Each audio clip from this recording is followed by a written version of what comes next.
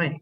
Okay. So I'll start with the question. I'll start with a question, which is, let's say you have a site which is abutting a riverside, and then I ask you to make a student housing. Imagine it's a 5-minute, let's say, thought uh, exercise. And how would you make the student housing? There are no constraints. You can respect the views of the adjoining buildings. You can also respect the views of the riverside. You can also assume a height of 10 floors, 15 floors maximum. So how would you go about designing a building on this riverfront? Maybe in 6 months you'll come up with one design solution, right? But if I tell you in 1 minute you can come up with 10,000 design solutions, that might be a surprising assumption for you to make. So let's move to the next slide, where I actually show you that these things are possible using certain tools. What those tools are, we will come to, but first you experience what we are going to discuss today.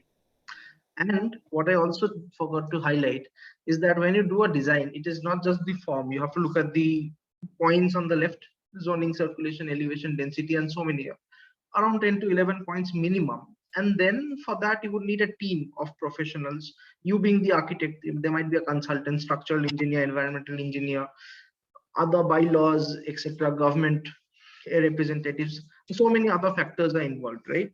So let's say with certain tools, how can we improve the design process?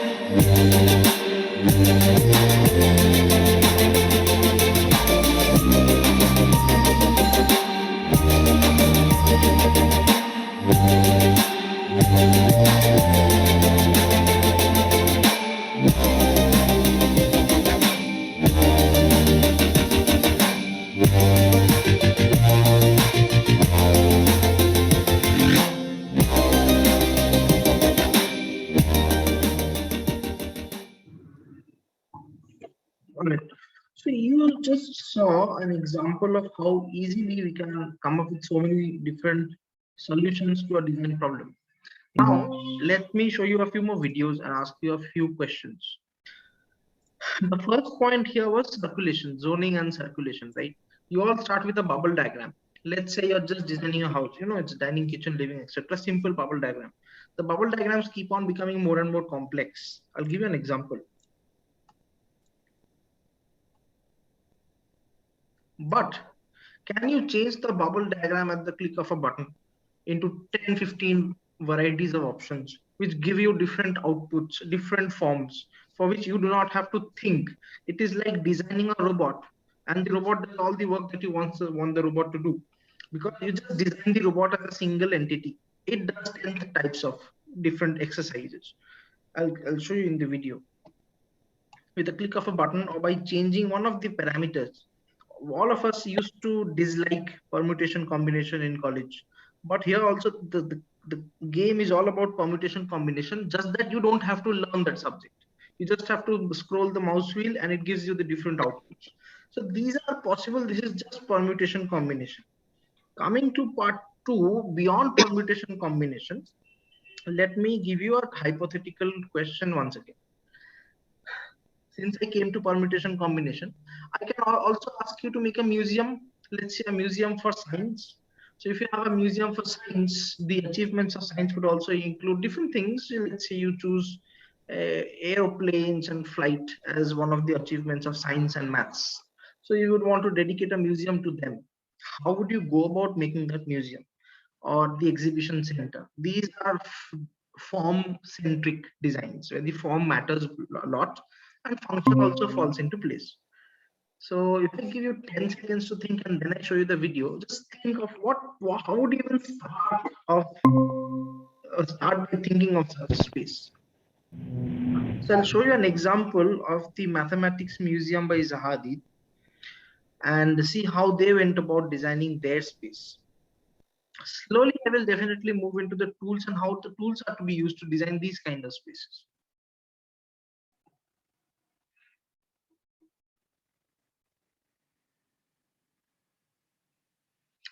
As you can see, they have used different equations and all. And finally, if I just scroll forward a little bit more,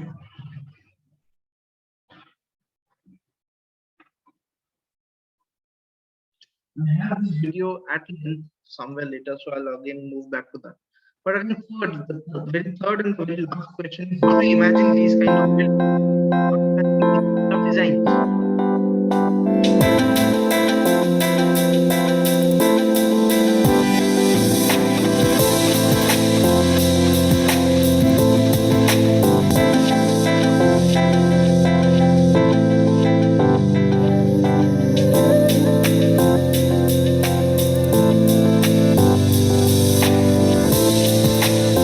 Flows and wetlands. The Harbin Opera House in China's Heilongjiang province has become a new attraction for a city best known for its winter festivities.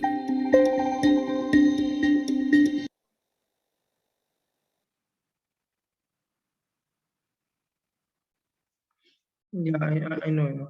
Okay, and so since just now I've shown you two or three buildings, what we plan to do this Sunday in the certified workshop is we will teach you how to design these buildings. That is one. Second, today also you will get the crux of how these buildings are thought of, because Aditi will show you on a screen how she designs these models in her computer. Even a staircase, for example, can be made to look so beautiful. It is complex, but it has an intrinsic beauty compared to the dog-leg staircase which we are used to making for so many years. Okay, now I'll ask you a very simple question. All of you must be at least more than first year, and some might be in first year. That's fine. But even in whichever year you are in, irrespective, I will show you some of the exercises they are doing at the best architecture colleges on the planet, because these colleges produce the best architects on the planet, and most of you have aspirations to become great architects, but if you do not exercise your brain and you uplift your skill to that level of these architects, how would you even reach to their caliber? So I'll again show you one more example of the kind of work they're producing at these colleges before I move on to the other slides. Also, to interject, remember I just told we in the market today we receive everything in the form of flat sheets. Plywood is flat, paper is flat, anything that you buy from a shop is flat. Even the iron steel rods sometimes are flat, sometimes are hollow circular, different shapes they come in. So that you have to bend into shape and give a curvilinear form. How would you go about? So you have to design something out of a flat sheet of some material and then combine it to make it a curve. So this is how they have gone about it. Just take a look. This is in fast forward mode, because otherwise this would have been a very complex design discussion. So this is just a glimpse of how things can actually be done and how things are being done, except that in India nobody cares about it because they don't know, and people who do know are very few in number. So these are the quality of products they're making. You remember, most of you would have done exercise of cylinders where you took a flat piece of paper, made light cuts on that flat piece of paper, and then rolled it onto a cylinder. That was the first year design exercise. This is their first year design exercise. Now, how can you even compare to these people? You might be thinking that it's fine, they're in a different country, so they would never take over the Indian market. My future is secured. I will show you how the market is getting taken over also. If you do not reskill yourselves, how would you sustain the competition? Okay, now that you have got a glimpse of what kind of designs they're producing, you would have also seen your seniors go about making their thesis presentations and the thesis design projects. I will show you one thesis design project now. This is a world-class thesis project or a collaboration project. And in India, there are 20-30,000 thesis design projects every year, but nobody really cares in the country itself. Forget people coming all over the planet to see what you have done. So what makes a world-class project? Let's see.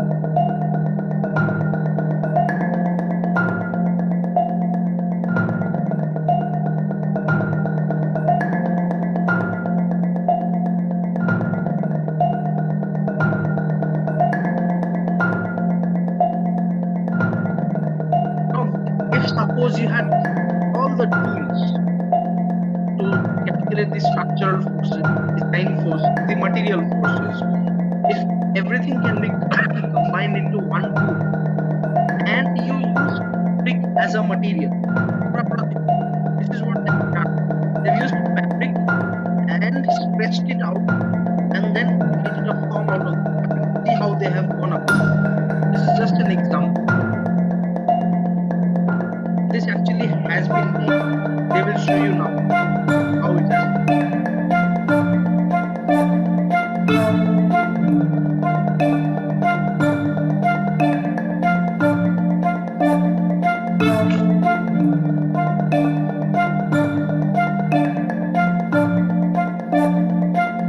This is the fabric which I was talking about. The benefit of this design was they could even pack the fabric inside a suitcase and carry it to Mexico from Switzerland. So, speaking of transportation of materials, we still make things out of bricks, which is difficult to transport. But here, they just carried fabric and it's all in situ, except for the fabrication is being done in a different country. But still, it's cost effective. And the best part is, this is actually a world-class design. I always stress on the term world-class because this is a building that we cannot compromise on. Otherwise, there's no point doing architecture. As good as doing a draftsmanship. So let's see how they have completed the project.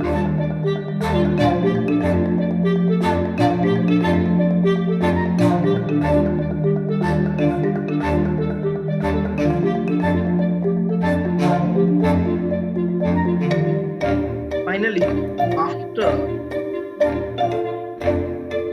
the fabrication of the fabric part was done, they poured concrete over it. Just a second. Put concrete over it. And then they created the final form using concrete on the outside and fabric on the inside. Now, this is the final product. Imagine the quality of architecture being practiced in all other countries outside of India and the quality of architecture that we are doing in our country today. Now, I have one more design exercise, a thought exercise for you. You've seen quite a lot of examples today. You've also gone to our website. You must have seen this video, which I'm going to show you now. Imagine you have a world-class client, which is one of the richest companies on earth. They come to you for a design project. They have purchased land at a very low cost in the desert. So desert is very cheap land. Nobody uses desert land for anything actually. So there's unlimited land. So architects can never complain about the constraints of site. How would you create a world-class, iconic design building that nobody has ever seen before? This is one of those examples. I mean, where would you even start? How would you go about it? So let me show you an example by again Zaha architects. I'm focusing only on one architect today. There are so many others like Zaha architects today in the market. So imagine how many varieties there are in the open market at this level. So I'll just show you this building, which she has taken inspiration from the dunes themselves, because this is in the desert.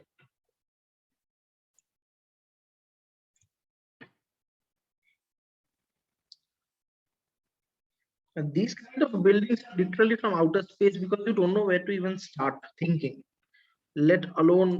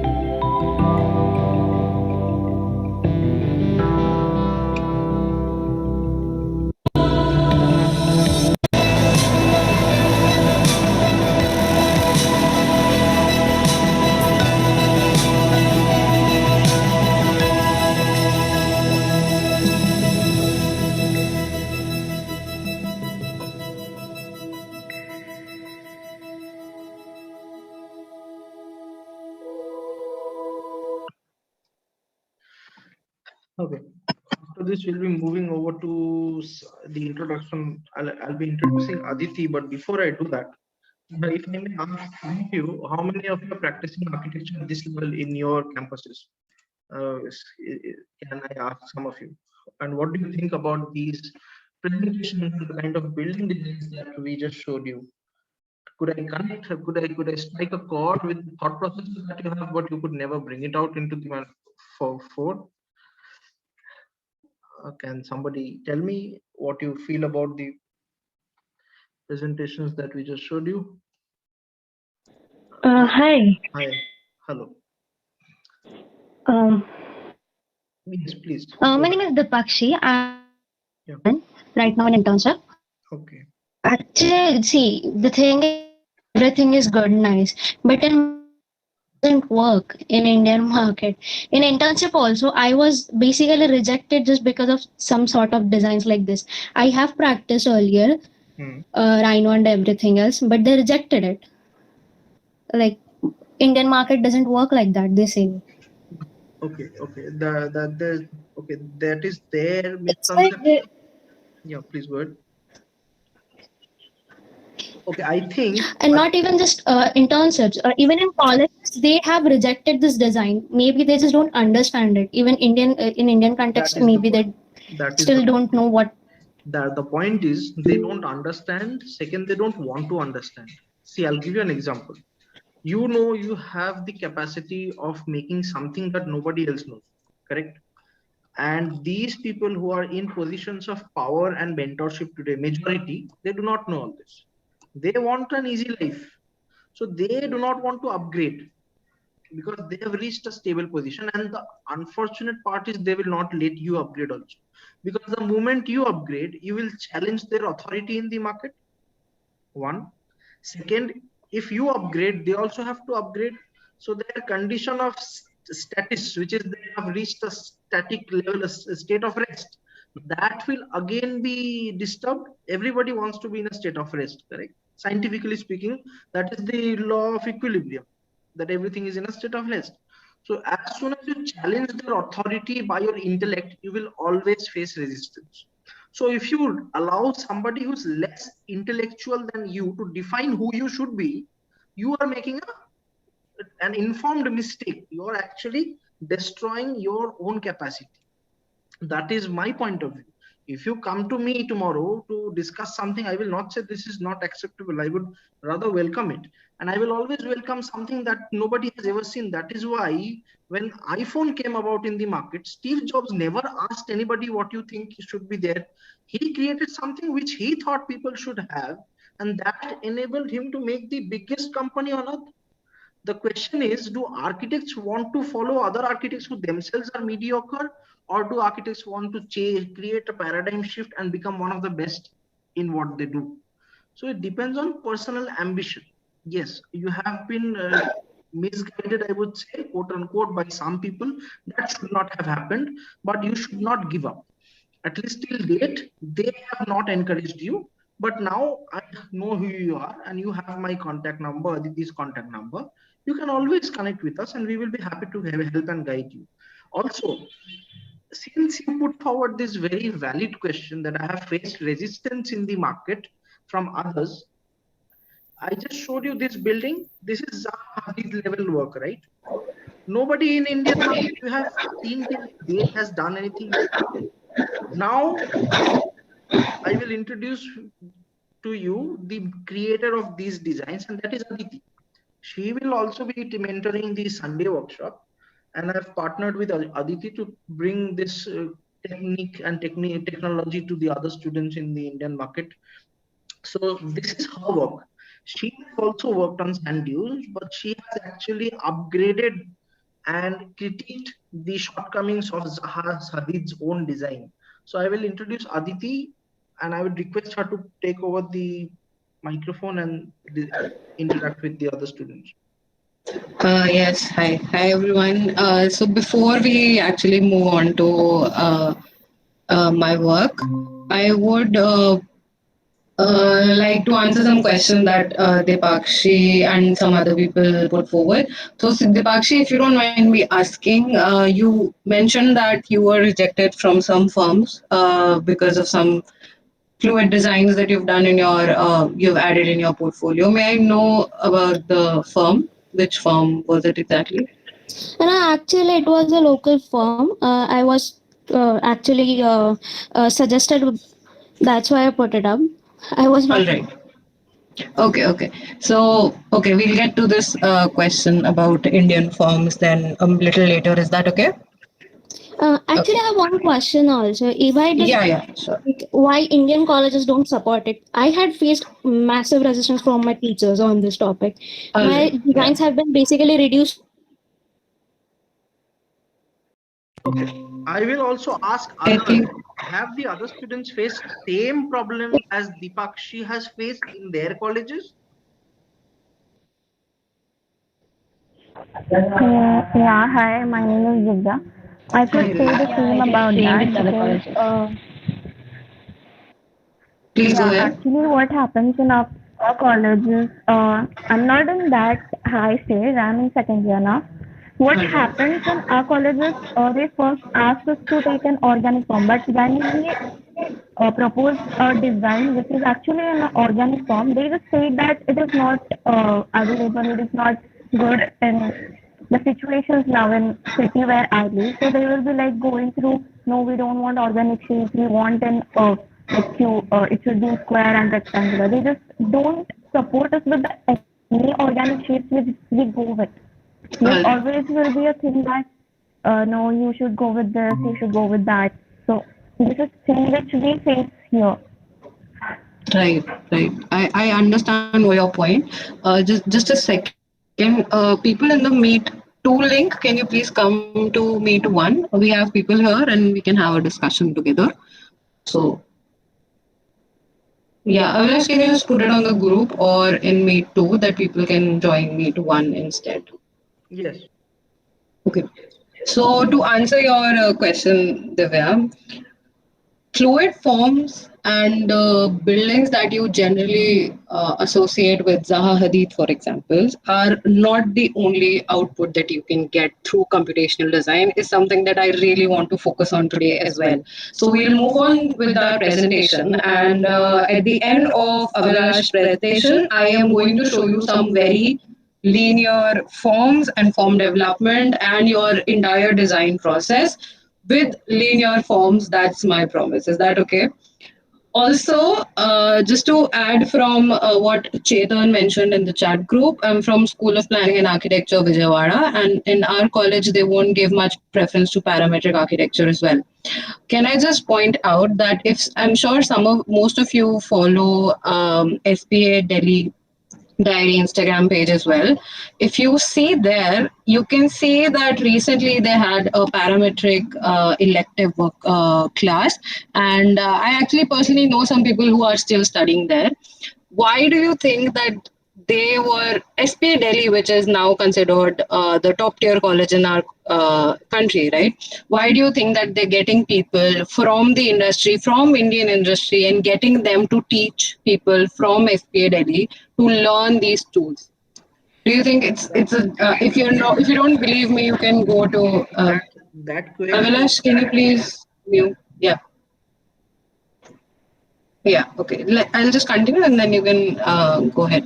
So, SPA Delhi, if you go back to their Instagram, you will see people from Ant Studio, you will see people from Voxel Spaces. Those people who are currently practicing computational design in the Indian market, which I want also want, which I something I will get to at the end of the presentation.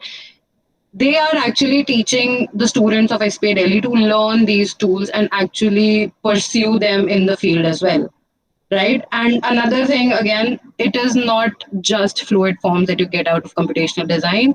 I think as we move forward with our presentation, we will get to that point as well. So just be patient with us. And I'll move forward with a very small gist of my thesis. Avilash, can you just stop presenting and I'll start presenting? Yes, thank you.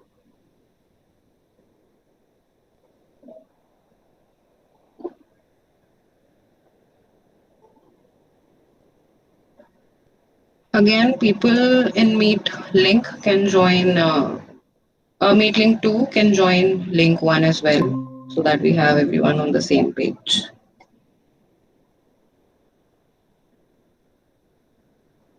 All right. Can you guys see my screen? I hope, yeah. All right. Yeah. Yes, great.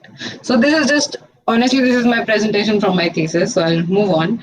I'll just give you an outline of what my thesis was focused into. So for my batch, we had a research thesis, and I started with a research problem as well. So this is a CFD analysis, some snippets of my CFD analysis. So CFD is computational fluid dynamics, and that is something that you get from computational tools only, and this is something that is used to understand the sand dunes and the environment around us, and not just that but also the built structure itself. So I used all that with some vernacular learnings and combined it all together to get some kind of conclusions that can guide my design process, right? So this is the first step. The second step was to identify where I wanted to propose this project, so which is also in Thar Desert. Again, I do not want to say that you have to go and take sites from outside India or something like that. You have to again practice here. Why not take all the learnings and all the tools and try whatever we can where we are, right? So that you can actually go to your site. So I did go to my site and saw the sand dunes, mapped the sand dunes, and the idea was again a neo futuristic architecture. So this was just the inspiration, some sketches that you must have seen all throughout Pinterest or Instagram. This is a paper that I based my research on. The next step is the entire design process, right? So it starts with mapping of the sand dunes, the CFD analysis, and me actually recognizing where those shifting sand dunes would occur. Right, so that was the idea, and I was able to get that information through computational design. And then the space planning steps were also included computational design tools, which is termite nest, which I'll show you today as well. Then the form development happened, and the final design levels. I did a lot of analysis of my final design as well to see what kind of human comfort we were getting out of that design, right? So that is also very important. And again, your construction need not be just very practical. If you are proposing something that is anyway futuristic, why would you restrict yourself with something that is only available right now? A lot of research is being done all over the world. You can always go and research about it. And thesis, again, is, I understand that a lot of colleges focus on very practical research, but I'm sure if one or two of the entire batch, if somebody is kind of trying to push this futuristic architecture, I think a lot of colleges do take it on as well, which is something I actually had to convince my thesis guide and my guides as well. So that's another conversation we can have some other time. So this is a very long presentation which we can get into if you guys like in the Sunday webinar, but I'll just show you the kind of design I was able to get. So this was my form. This is the basic piped form, right? And if you see, it was derived from these donut shapes, which is kind of taken from the vernacular architecture itself. And then I was able to identify these erosion and sedimentation areas and where the sand dunes would actually move around my design, right? And I was able to analyze that where the current dunescape was and how it will react and work around my structure as well. So if you see that this is the movement of the sand dune around my structure. So the difference between taking an inspiration and making a building that looks exactly like a sand dune, but rather actually propose something that would actually work in that kind of environment, right? Why not take that step and use the tools to propose something that we really believe in, right? So let's go to these kind of sections. These are some of the sections that you also saw in Avilash's presentation. So the idea is the structure is half partly immersed in the sand dune itself. So when the sand dunes actually shift and the structure moves around it, and so this is what happens about the to the space that we have in the interior, right? People can still access it. We can still use the space. It does need not be abandoned, which happens to the vernacular architecture right now in Thar Desert. And this is a very long presentation. Again, we can get into it. I have a lot to talk about it. But this is just a gist to show you guys that a project like this can be done, especially in your thesis. And this project actually helps me, uh, uh, strike a chord with a lot of clients, a lot of potential firms and people I collaborate with, because something like this gives you a topic of conversation, if nothing else, right? So having that, I think, is enough, and the research to just back up whatever you're aiming for is really what the crux of my entire thesis was. So we'll move on to some other thing that Vilash will be focusing on now, and I'll come back at the end to show you something really fun and really intriguing in Grass Opener, I know as well. So just stay tuned and we'll continue. There's a question. Aditi would like to know about your architecture journey, inspiration, and more. I would love to talk about it, but it's a very long conversation. I don't want to keep a lot of people here because it's 9:30 still. We'll get to it. I would love to share that with a lot of you. And I think that is something we can get to in the webinar as well. So we'll move on right now to other topics that Avilash has lined up. And the others, a few other students also had their open-ended question that they had faced resistance. After this presentation, you would know that the people who are resisting you should not be even counted as a resistance. Why, you will know. Just let me proceed. Now, you have seen a few buildings, computation, form exploration, etc., etc., etc.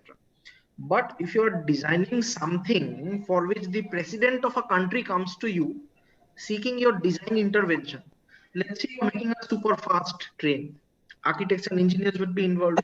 Architects would be playing a role in biomimicry.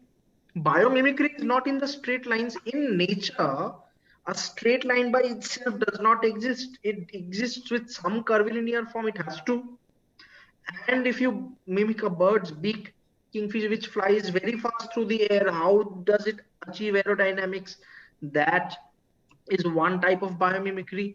An exemplary example of biomimicry are one of these examples: St. Mary's Axe, London, Singapore's Gardens by the Bay. There are so many other examples where these are world-class examples. So if your aim is to make small little G+3 buildings and go to that kind of form to expect some kind of enlightenment from them, that is not possible because they themselves are not involved in these kind of projects. But the handful of few people who are the 1% elite architects, if your aim is to go or achieve as much as they have achieved, then the only way out is the way in the future, that is biomimetic design or parametric design, because the era of lines is almost done. The 19th, 20th century, or rather till date, thousands of years we have worked on straight lines. So I'll show you a few more examples. Third thought process. Aditi has shown you her thesis. Again, I'll give you an example. Today, Reliance comes to you, Ambani comes to you, and he asks you to make the global headquarters of Reliance in the middle of the Thar Desert. How would you start? Where would you go? Start with the design. He would say, no, I want the Indian style of design. So you would end up making something like this because this is what you have been trained to think. Courtyard has to exist, let's say, in your design, because Indian style, hot and humid climate, hot and dry climate, has to be a courtyard. But the courtyard can also be rethought or reimagined. And how is that possible? Just look at this design, this building by Zaha.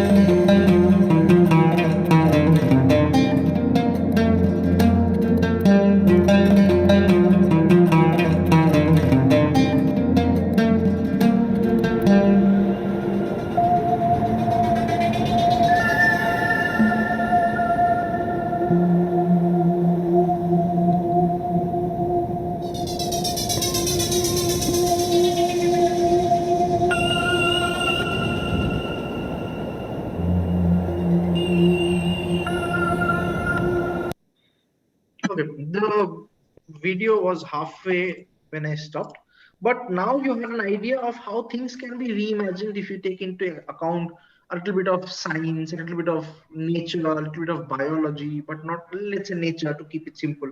And if you do use the modern tools that are there available for anybody, that is one. Second, if you design buildings like this or these, your chacha, your tau, your uncle, your aunt won't be your clients. An entire country might be your client.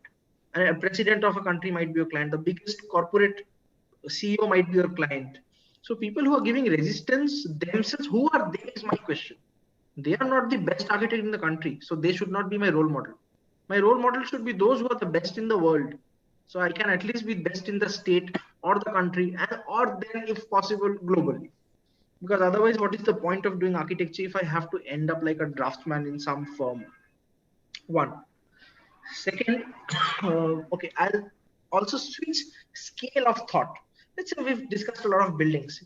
Let's say you have to design an entire city. The government of a country comes to you and they ask you to make the city of the future. Nowadays in the Middle East, there are these city, Masdar city, and a few other projects they are working on, which they are calling city of the future. Recently, they had a building launch in Dubai. World's most beautiful building is what they call it. So if these are the scales of those projects, you would have to think in detail, and you would need to have the power to think in detail, which a human can't have. You have to take a computer's help. So let's see what these in the architects have done in their project. They had to take a livable city, and they also had to make sure it is walkable, it is cyclable, it is free of accidents. There are amenities and how it links with the existing city, because in the existing city things might not be equally distant from everything else. So there are so many constraints and variables. So there might be thousands of permutations and combinations. How to go about it? That is what they have shown you here in this presentation.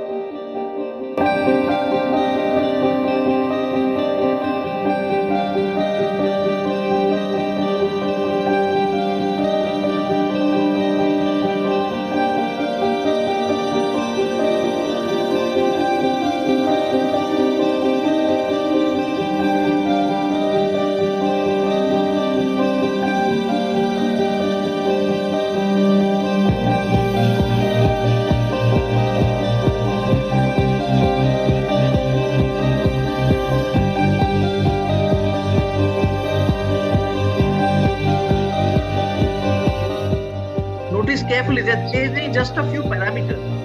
Number slider is not going from extreme left to extreme right. Just a few parameters. Just a few parameters. So what is happening here? In an isolated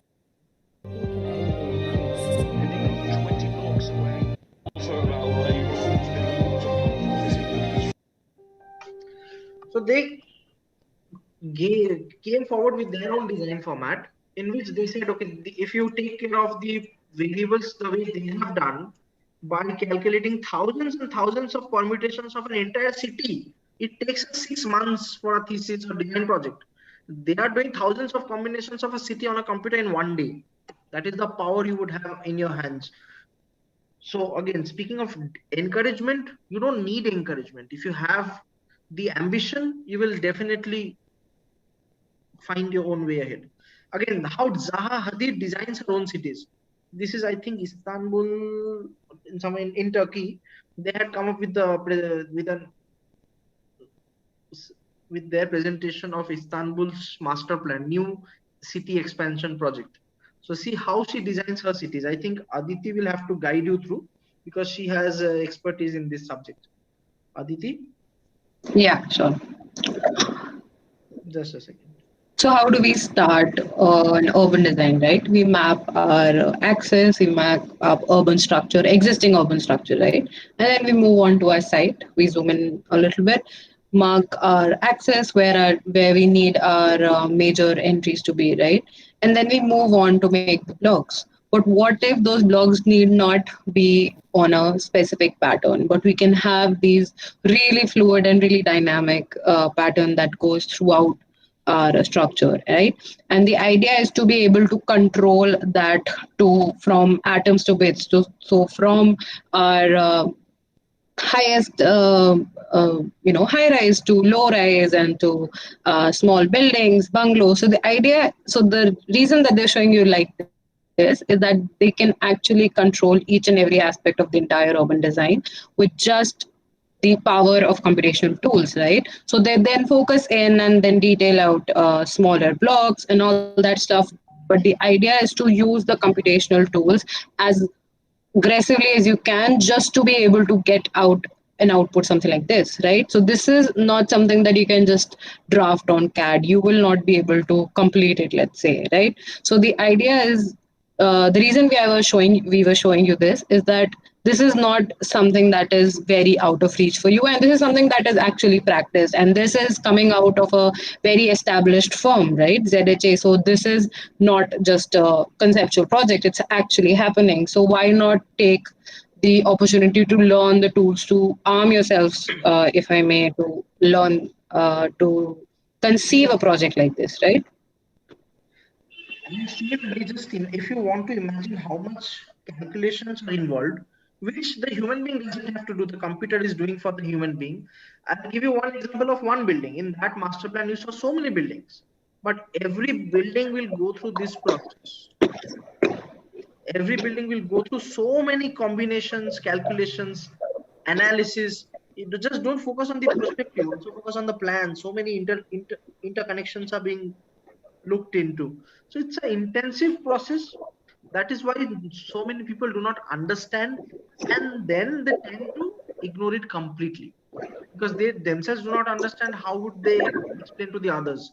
And then obviously the human factors come into being. They don't want to accept that they do not know something, etc., etc. Still, there might be some who say, no, I don't want to do complicated design because maybe my father is a developer. He wants to have a simple design. Fine. I'll give you an example of a simple design building only using computation power. Now, sorry, this is one client. Okay, I'll just forward. There was one client who had a building and had a land which belonged to him only. Now, this client told the architect that you don't make a building in front of my existing building that blocks the view of my tenants into this river or sea or water body. So he did one thing. He cut a diagonal through the cuboid, which originally would have been a cuboid. He cut a diagonal, so it was a slanted section of a cuboid, and then he raised one end and established the design. And now I'll show you the video, and you will see where the computation tools have been used.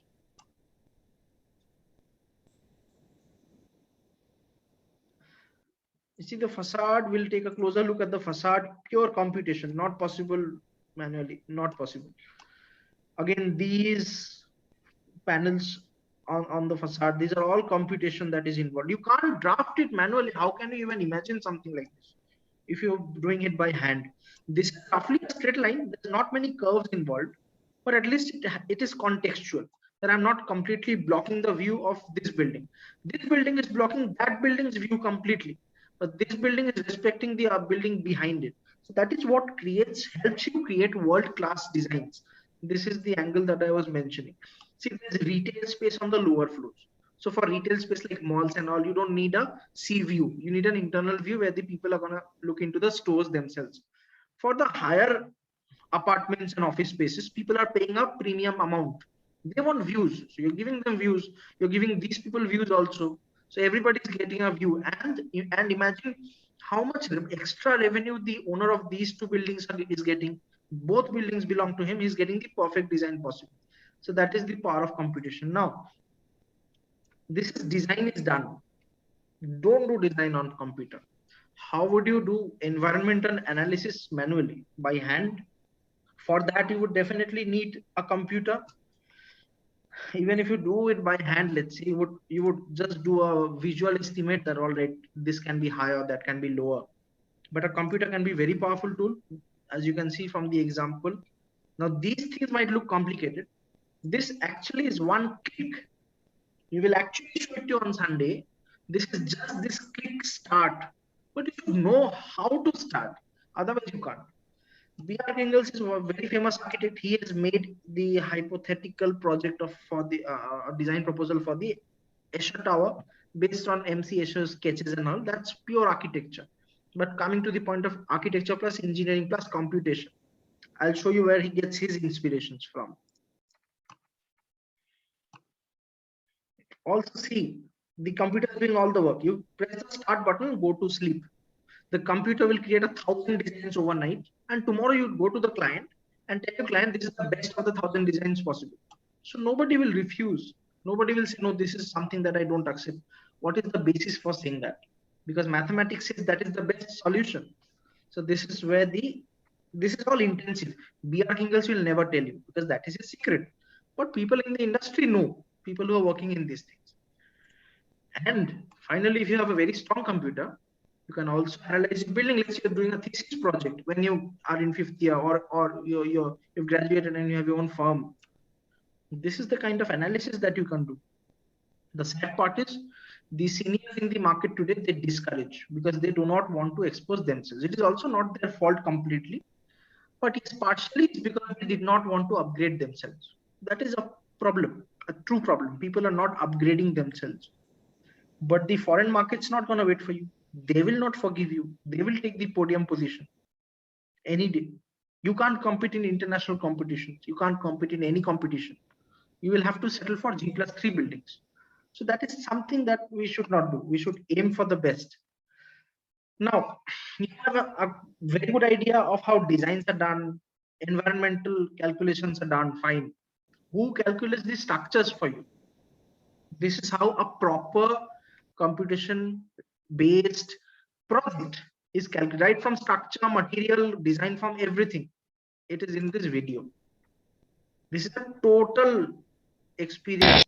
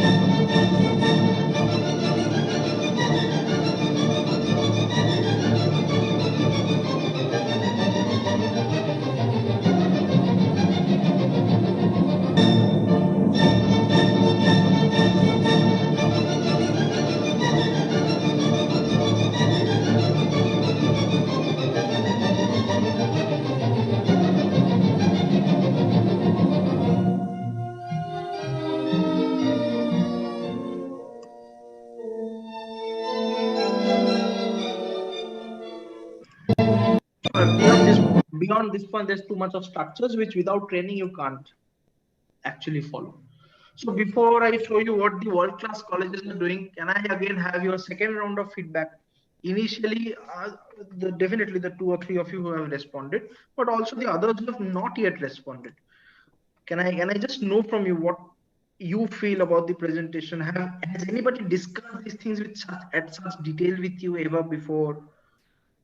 And what brings you here? With what expectation did you come to the webinar? Have we lived up to your expectation? What else can we provide for you? Please, guys, please don't be silent. I mean, it encourages me if you give me feedback. Good, bad, everything is welcome. But please give us a feedback and let us know what more you are expecting of us. There's a lot left. But before I go there, I would just like to interact with you once.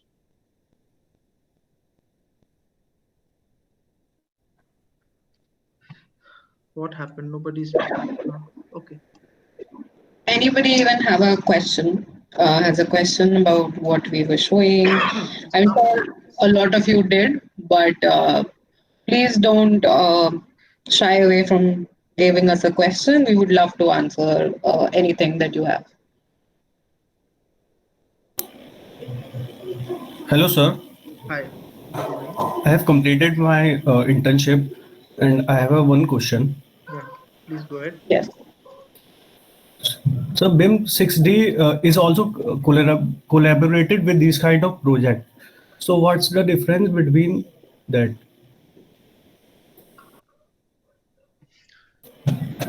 Aditi, would you like to go first? I can definitely give him an idea. Yes, of course. Aditi. So yeah, so BIM 6D that you're mentioning, is that something very similar to what we explore in softwares like Revit? If you can Uh, answer that for me. yes, ma'am. Yes, Right. Rabbit. So building information modeling is something. See, even Revit, I know a lot of you might have also explored Revit till now, especially if you're in third year or fourth year. So if you see, Revit is actually also a very powerful tool, but a lot of the intrinsic coding that goes into it is focused around linear, very practical corporate projects, right? I'm sure a lot of you have experienced that. But the reason I personally, so I have used Revit as well. I've used Houdini, I've used Blender, I've used, ZBrush, Maya, stuff like that. So the reason I always go for Rhino and Grasshopper is because how active the entire community is. So if you explore this further, and if you actually been to the Grasshopper a forum as well, if you even have a very small question, you are to it and you put it there, it will be answered in 2 hours, right? And that's how active the development of the entire software is as well. So every Grasshopper plugin comes up with their own the people who have developed it, they come up with their own versions. They come out with bugs. A lot of people tell them about the bugs and they fix it, and then so the entire process is very very engaging, and you can actually be a part of the development of the entire software as well, right? So Grasshopper and Rhino, knowing the tools themselves becomes something very intrinsic to you, and then you explore further how much you want to push it to its limits, right? So everything that you could possibly think of, I can tell you there is a plugin for it in Grasshopper, and it is very very accessible to any student and anyone, right? Even Rhino provides you with 90 days student version. Do you really think 90 days is not enough to learn a software that you can have these tools and you can push for it? So definitely, I have actually used Revit and building information modeling workflow as well. But that kind of details and that kind of detailed design you can also do in Rhino, right? So firms like Zaha, Hadid, even Fosters and Partners, if you ever go on their website, or even Byakingal's group, if you see, right? So their qualifications do include Revit, and they also include Rhino and Grasshopper, and they mention it straight away. So why do you think they do that? Because that knowing that tool and knowing that, so it's basically AutoCAD for you when you're applying to an internship, right? So that's how basic this tool is for them. A lot of, especially international companies that have offices in multiple countries, those people are not only basing their output on products like Revit or just AutoCAD, right? Nobody is doing that. Nobody is giving their hard and like their time into that much labor work, right? So my answer to you would be that each software has its own merits and demerits. It's something that I have experienced through my exploration, is that Revit and Grasshopper is the strongest one I have yet encountered. Even though Houdini is very, very strong, but Houdini is intrinsic, like the way you code in Houdini is very, very different to how you do in Grasshopper. And I think Grasshopper and Rhino is much, much more user friendly, especially for a lot of you beginner friendly. So that is my answer. Did I answer your question? I hope, Aman. Okay, ma'am. For, Yeah. for others who did not understand what Revit 6D is, it is a different subject. For those of you who might be in second, third year, you can just ignore. 6D is a different subject. But yes, Aditi has answered, Aman has understood, but yes, it's an advanced topic. it takes time to actually learn those things. But yes, Definitely, yeah. developer have their own bridges. These two can be connected. Each has their advantage, and it is best for us that we take the advantages of both. That enables us to give the maximum quality output. If you see this example one, then you can even link that okay, this could have been done in 6D Revit, that could have been done in Grasshopper. Anybody else has any aspirations in these things? You can take a look at it. What I'm going to show you after that, again, we'll have a short introduction. This is Architecture Association London. They charge you around. I'll show you the cost of these these courses abroad. Architecture Association London takes around 38 lakh rupees to teach you all this, which we're going to show you. These are the best colleges on earth. There are hardly 9 or 10. So that is the crisis situation which we are in now. Very few colleges, very few people have actually this knowledge. It goes up to 1.2 crores of fees for a college, 2-year course in parametric design. And there are other workshops, people who keep conducting workshops, but they're extremely expensive because obviously this is a privileged skill.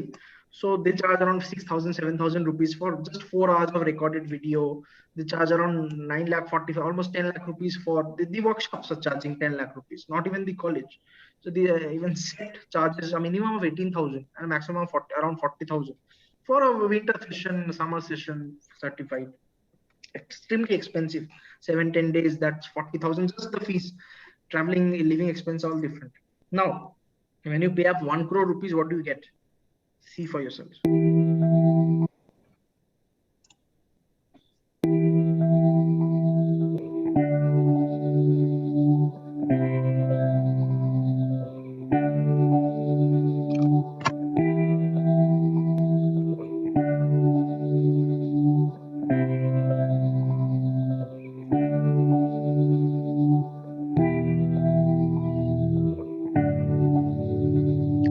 They started designing with a piece of paper, that's all. A sheet of paper. And they said, what can we best make from? These are called strip morphologies. Strip for strip of paper or a strip of plywood, and morphology for shape.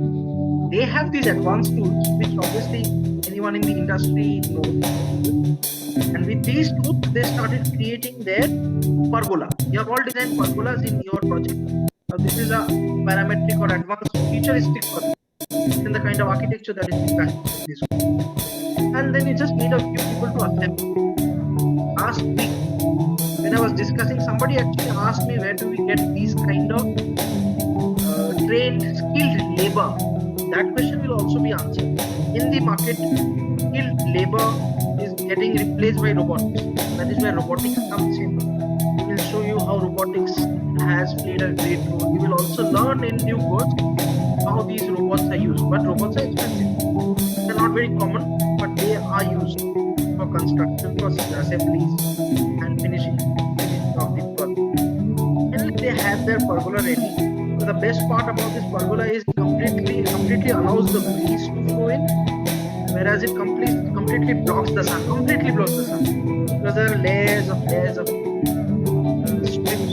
which contribute to the final product. And then finally they have this technique. Now, given if you're working in Revit, you are getting information from math, you're working in Grasshopper, which is much stronger than Revit. You're almost getting all the information in one single place. So that is where this helps. This actually enables you to create great quality of work with very less effort. Also, yeah. Also, now I'll show you what MIT is doing. How much did MIT charge in 77 lakhs? MIT 77 lakh rupees. Now, what are they producing for 77 lakh rupees? This is what they're producing.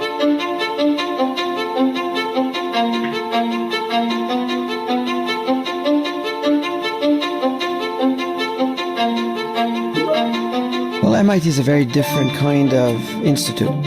Instead of becoming the recipients of building industry culture, we can now change building industry by the kinds of experiments we're doing in school. MIT has a variety of departments that are so powerful that they have the potential of radicalizing what we do in design and in the architecture department. Even the way that we've structured our curriculum around workshops and other kinds of collaborations in a way foster and encourage this kind of cross-disciplinary platform. So we're situated perfectly for the kinds of things that only MIT can do. Now, if you just go into the details of what they have discussed. One, this person is actually working for space agencies as an architect because he's working on architecture for Mars, Moon. Now, this is a serious kind of architecture, not the type of thesis that we do where it's a hypothetical build form. Nobody knows how it's going to get formed. Because the first question is who's going to make it? Answer is nobody's going to make it. It has to make itself because who's going to Mars to make structures? No, nobody. So the structure has to go, make itself, and then it will go. So see how he does it. This is called self-assembly. He will speak of self-assembly. Try to understand what he's saying. The work really tries to address that there's two main paradigms throughout almost every industry. The one paradigm is what can you design, what can you compute or analyze, and the other paradigm is what can you physically construct or what can you build. The work really tries to traverse all scale lengths. It tries to work from the nanoscale, which is traditionally where we see self-assembly in biological examples, chemical examples, and it tries to bridge that and say, can't we use this phenomenon of self-assembly as a new paradigm for building things at large scale?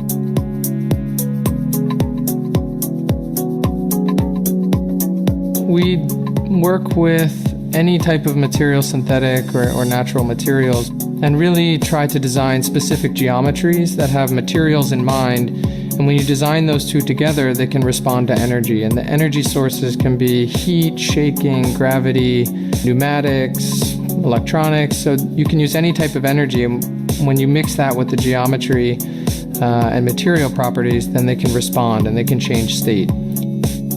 Primarily, it will first be applied in extreme environments, scenarios where it's difficult to build.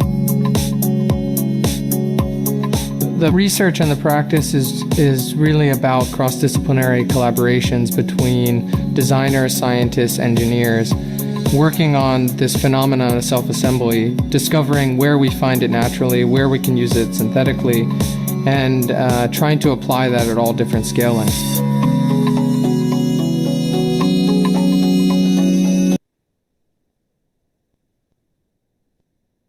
Okay, that was one for self-assembly. Only when you understand how self-assembly works, then only can you go for architecture at this scale. Now, these things are very easy if you know the technique. Otherwise, it's impossible. That's a completely different league of discussion. You don't know how to make a rocket. But Elon Musk finds it's very easy because he knows how things are done. So he can even send his car to space. Others can't. So that depends on the thought process. Also, just because Elon Musk, everybody would have told him what is the point of sending a car to space. But that is what makes Tesla unique and the best, because it is the only vehicle that is in space. So anybody who has ambition, you should not give up because others are saying, no, this is not right. Obviously, people will discourage. This person is working at scales. What you're seeing in miniature form is scaling it up into macro form. He's working on materials. Just take a look how brilliant this person is. And all these videos which I'm showing you is not of 2021 or 2020. This is 2009, 2010. Just imagine in 10 years what level they would be working at today. Still, we are happy with straight lines and brick and mortar. And they are working on things which self-assemble, go to the moon, Mars, and other different planets. So the level of intellect brings you that level of client. ISRO and NASA would go to him. My relatives would come to me for a small little house. So that is the kind of clients we have. Metric interest on the one hand, also a certain set of specialized understandings of the behavior of these sheet materials on the other. So my architectural interests are really broad, but in terms of my current research preoccupation, it's about material geometry, specifically sheet shapes or sheet material geometries, how they bend, stretch, stack, fold. But obviously understanding sheet materials is really critical to architecture. This is sort of a long-standing discourse on sheet materials in architecture, in part because it's so ubiquitous in conventional construction. So everything including plywood, sheet metal, steel, aluminum, plastics, all of these have to deal with the developable surface geometries, which is to say sheet shapes generally. And so expanding the total set of understandings about sheet shapes is a totally and kind of obviously worthwhile architectural undertaking.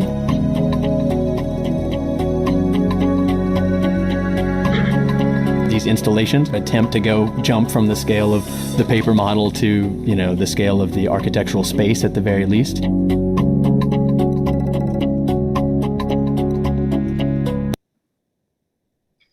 And finally, this is the best of the best. Now, this architect is not possible. It needs collaboration. Some of you come from private colleges where they only teach architecture, so I understand it's difficult. I come from a university, there were different departments, but unfortunately in India, we don't have the culture of collaboration. Everybody is great, but nobody does anything. That is the ultimate result. Except for IIT, where they do collaborate at the highest levels, and they work with the government, or secret agencies, or departments. This collaboration in your life seen something like this. This is 2010. Imagine what technology there is today. Just see. I think we're pursuing several initiatives relating with computational material at several different areas. Dynamic interactivity is one with Hypersurface, and we're driving that forward. Imagining actively alloplastic environments. If you like, it's a demonstration of the power of computation come real time. Then in the robotic manufacturing work, we're looking for sort of power, information and material all coming together, but with control directly at the architect's workplace. So we're developing tools that allow architects within their native software like Rhino to pilot a powerful production machine like a KUKA robot, demonstrating, I think, what will be the future of manufacturing, which is sophisticated algorithms and modeling that link directly to sophisticated manufacturing machines and allow both new efficiencies but new versatilities, new formal complexities. I'm also frustrated by the slowness of the building industry to innovate materially. There's a fantastic amount of research in material science that's pent up and is just dying to come at a period where the sort of environmental concerns are becoming so enormous, and the challenge of building the developing world is so extraordinary that they're necessary.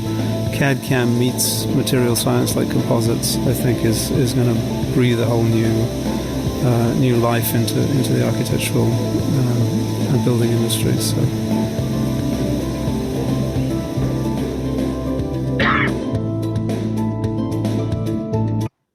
It's almost 10 p.m., so I won't hold you further. There were a few slides, but I think we should almost end here. That's fine. This Sunday we have a webinar, but before I go there, now finally hardly a few people who are really interested in this subject would be remaining. Can you please turn on your microphone now, or are you still shocked as to what are we seeing? Can you just tell me if at all what we showed you encourage you to do something like this?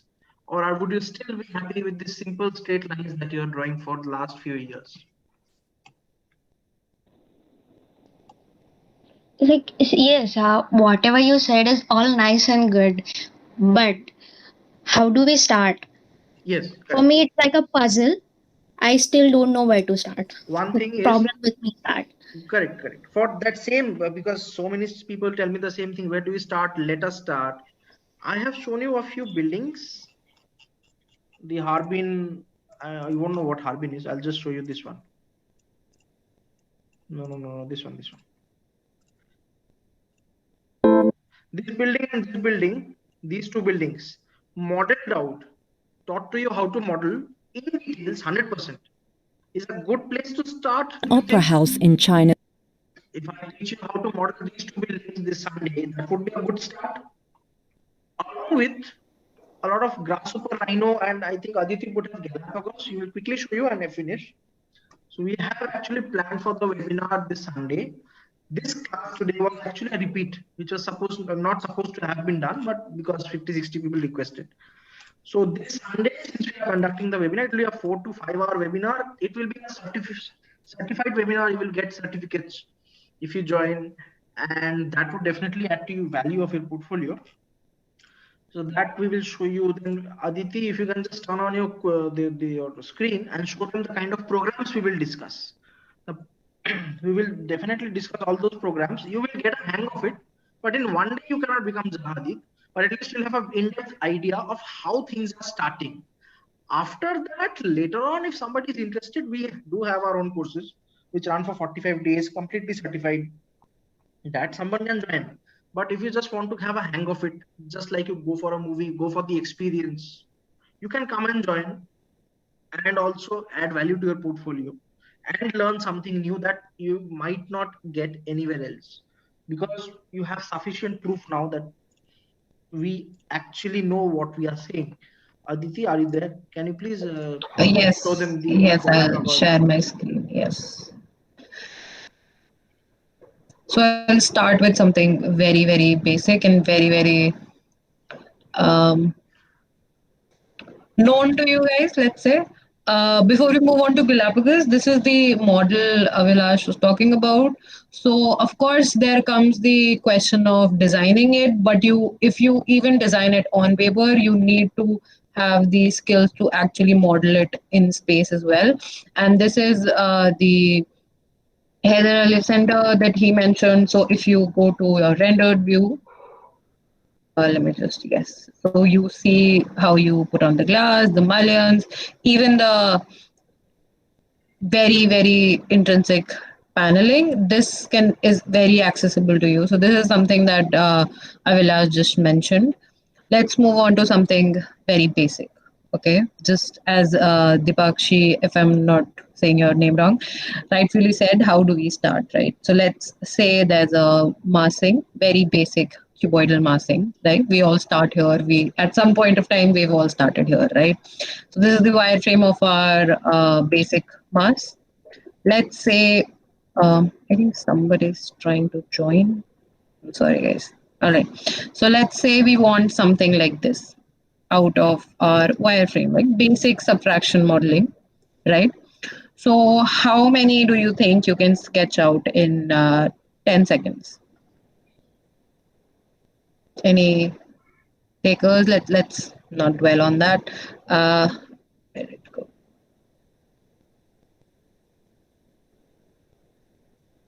One second, guys. Lost on me. Is my screen still visible? Yeah, screen's visible. Yes. Okay. Okay. Yes. Okay. Here we are. Right. So let me go in here. Let's solve this together, and I'll start the solver.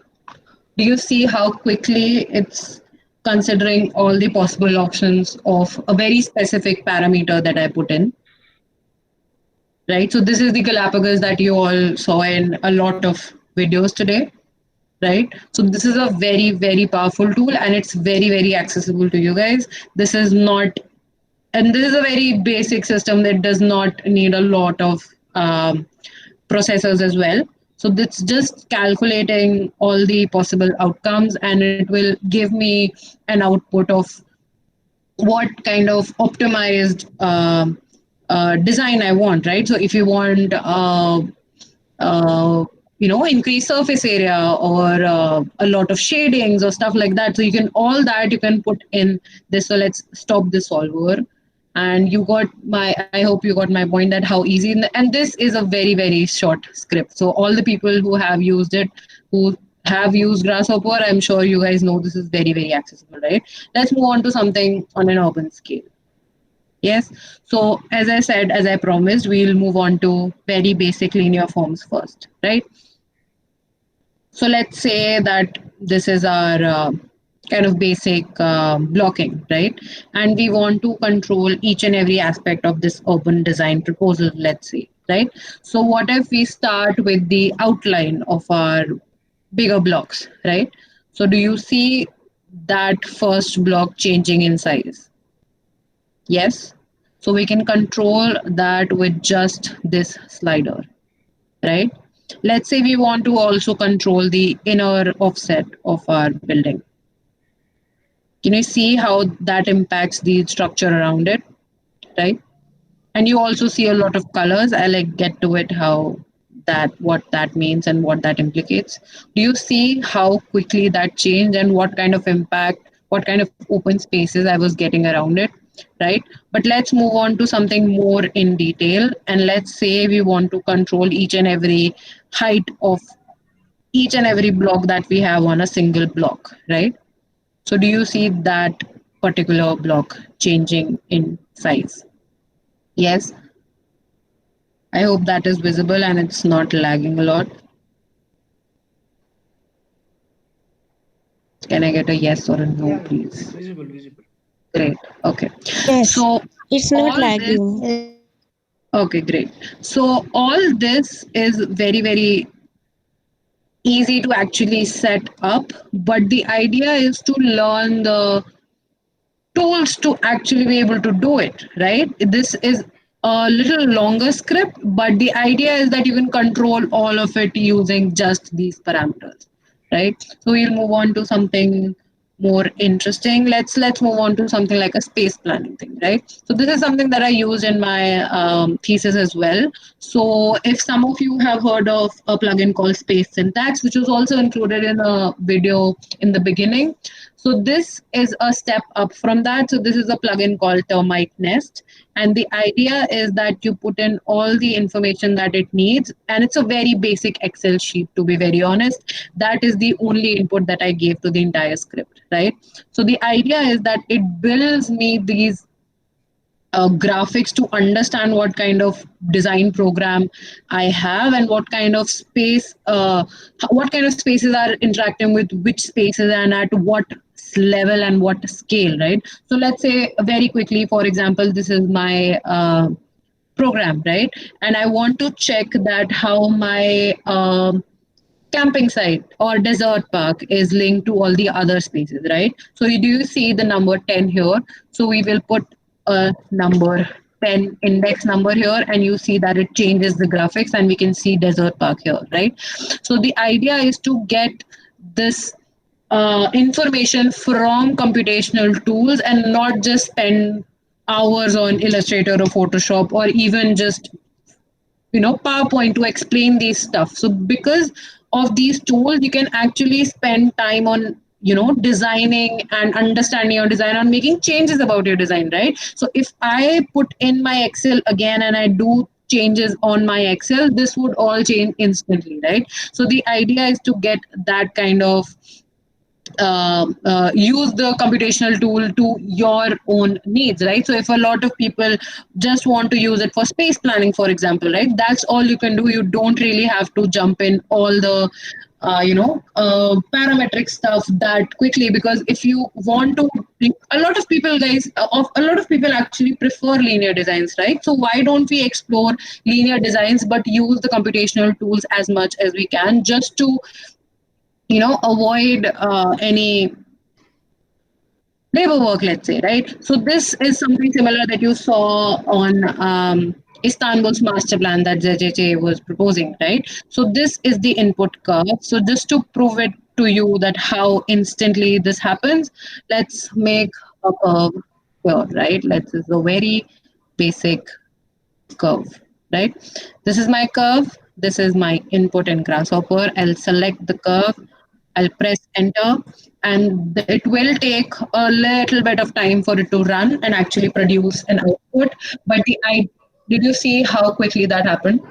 Right? And the moment I actually change this in Rhino, it will change the output instantly, almost instantly as well. So it all depends on the way you actually script your entire. So did you see the change? I hope it was visible.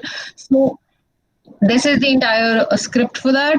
But the reason I wanted to show you guys this is how quickly and how easily everyone can do this and achieve this, and even let's come to a point of conceiving these kind of forms, right? So you cannot actually sit down and model in even if you use Rhino, you can't really just model it every time there is a slight change, right?